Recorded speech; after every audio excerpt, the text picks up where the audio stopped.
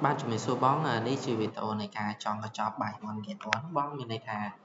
គាត់ទិញភេសជ្ជៈមួយនិង free បានភេសជ្ជៈមួយអញ្ចឹងបងបាទអញ្ចឹងនេះជាវិធីនឹងជាវីដេអូនៃការ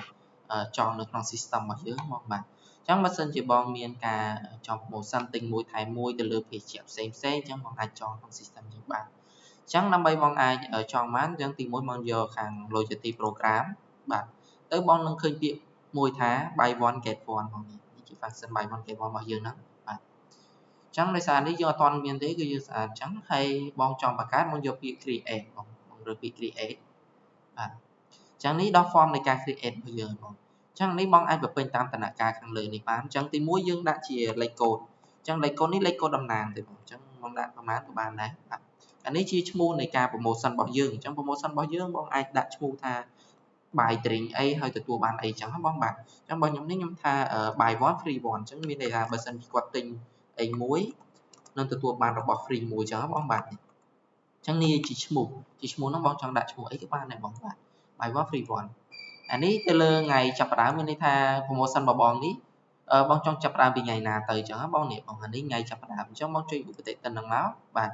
អញ្ចឹងវានឹងចេញឲ្យយើងមានដូចជាថ្ងៃនិងជាម៉ោងឲ្យចាប់ផ្ដើមបានណាបងបាទអានេះទៅលើថ្ងៃអញ្ចឹងថ្ងៃខ្ញុំចង់ចាប់ផ្ដើមវាចាប់ផ្ដើមថ្ងៃហ្នឹងហើយម៉ោងអញ្ចឹងម៉ោងខ្ញុំចង់ឲ្យវាចាប់ផ្ដើមនៅម៉ោង 12:00 អញ្ចឹងបងបាទនេះបងរើសទៅរើសថ្ងៃឬម៉ោងអីធម្មតាអញ្ចឹងបងបាទអញ្ចឹងនេះខ្ញុំដាក់ 12:00 បាទអញ្ចឹងនេះយើងអាចដាក់ថ្ងៃចាប់ផ្ដើមហើយនេះថ្ងៃខាងក្រោយ day 2គឺជាថ្ងៃផុតកំណត់បងអញ្ចឹងឧទាហរណ៍បងធ្វើការ promotion ហ្នឹងប្រហែលខែឬក៏ប្រហែលថ្ងៃប្រហែលអាទិត្យអាហ្នឹងបងអាចកំណត់តាមហ្នឹងបានអញ្ចឹងខ្ញុំដាក់ថា promotion របស់ខ្ញុំធ្វើមួយខែអញ្ចឹងខ្ញុំទៅថ្ងៃ23ខែក្រោយហើយរហូតដល់ម៉ោង 12:00 ដូចគ្នាបងបាទអញ្ចឹងមានន័យថាឲ្យវាចប់ស្មើគ្នាអញ្ចឹងបងបាទនេះម៉ោងយើងអាចស្លេចម៉ោងហើយយើងរើស PM មានស្គាល់តែថ្ងៃអញ្ចឹងបាទអញ្ចឹងបងដាក់ថ្ងៃដាក់អីហើយបាទហើយបងគ្លីកពាក្យមួយថា active បងអញ្ចឹងនេះជាការពេញព័ត៌មានទូទួលនៅខាងលើអញ្ចឹងឥឡូវដល់វគ្គនៃការ set up item របស់យើងវិញមានន័យថាបើសិនជាអតិថិជនហ្នឹងគាត់ទិញ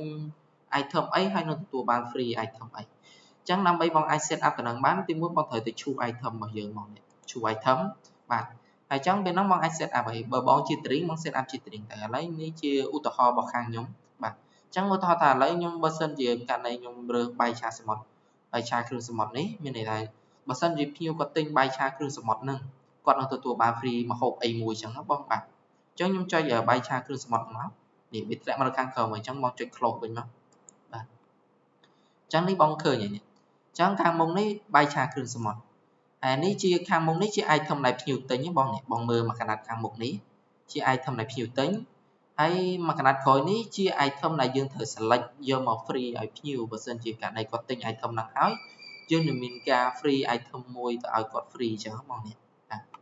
អញ្ចឹងនេះជាលេខកូដ item អាហ្នឹងបងដាក់ A1 អញ្ចឹងទៅជាសញ្ញាសម្គាល់លេខកូដរបស់ item ដែលភ្ញៀវទិញបាទហើយនេះជាចំនួនចានមានន័យថាបើសិនជាភ្ញៀវគាត់ទិញចំនួនប្រមាណចានដើម្បីទទួលបាន item free ខាងក្រោយនេះអញ្ចឹងអានេះខ្ញុំថាបើសិនជាភ្ញៀវគាត់ទិញតែមួយចានបានហើយបាទតែមួយចានគាត់នឹងទទួលបាន item ខាងក្រោយនេះអញ្ចឹងអានេះយើងបំពេញទៅខាង item ដែលភ្ញៀវទិញមុនអញ្ចឹង item ដែលភ្ញៀវទិញគឺនៅខាងមុខនេះហើយខាងក្រោយនេះ item ដែលភ្ញៀវដែលយើងត្រូវ free ឲ្យភ្ញៀវវិញអញ្ចឹងឥឡូវនេះគឺអត់ទាន់មានទេអញ្ចឹងដើម្បីយើងអាចរើស item សម្រាប់មក free ឲ្យគាត់បើសិនជាគាត់ទិញបាយឆាគ្រឿងសមុទ្រនេះមកបាទអញ្ចឹងមកឃើញកន្លែងនេះមកឃើញមានសញ្ញាបូបាទមកចុចសញ្ញាបូហ្នឹងមកវានឹងឲ្យយើងទៅរើស item សម្រាប់ free ឲ្យភ្ញៀវមកបាទអញ្ចឹងខ្ញុំចង់ free ឲ្យគាត់ទៅលើ Coca នេះមកកំប៉ុងមកនេះបាទអញ្ចឹងនេះ item ដែលយើង free ឲ្យគាត់អញ្ចឹងខ្ញុំរើស Coca មកកំប៉ុងហ្នឹងមកខ្ញុំចុច close វិញមកនេះបងឃើញអត់ Coca គឺធ្លាក់មកនៅខាងក្រោយនេះហ្មងអញ្ចឹង item ដែលធ្លាក់មកនេះគឺ item សម្រាប់យើង free ឲ្យភ្ញៀវហើយ item ខាងមុខនេះ item សម្រាប់យើងលក់ឲ្យគាត់បាទអញ្ចឹងចំនួននេះជាចំនួនដែលយើង free ឲ្យគាត់ខាងក្រោយនេះមកឃើញ quantity អញ្ចឹងជាចំនួនរបស់ Coca ហ្នឹងអញ្ចឹង Coca នេះខ្ញុំដាក់មកកំប៉ុងមានន័យថាខ្ញុំ free ឲ្យភ្ញៀវមកកំប៉ុងអញ្ចឹងក្នុង combo sale ក្នុង buy one get one របស់យើងនេះមានន័យថាភ្ញៀវគាត់ទិញបាយឆាគ្រឿងសមុទ្រនេះចំនួន1ចានគាត់នឹងទទួលបាន free នៅ Coca ចំនួន1កំប៉ុងបាទអញ្ចឹងសម្រាប់ការចង់របស់យើងប៉ុណ្ណឹងបងយើងចង់ហើយបងចុច sell បងចុចចែកមកបាទនេះបងឃើញអត់ buy one get one របស់យើងគឺបានដំណើរការបងនេះបាទ ចឹងសម្រាប់ការ set up នៅ buy one get one របស់យើងមានតែប៉ុណ្្នឹង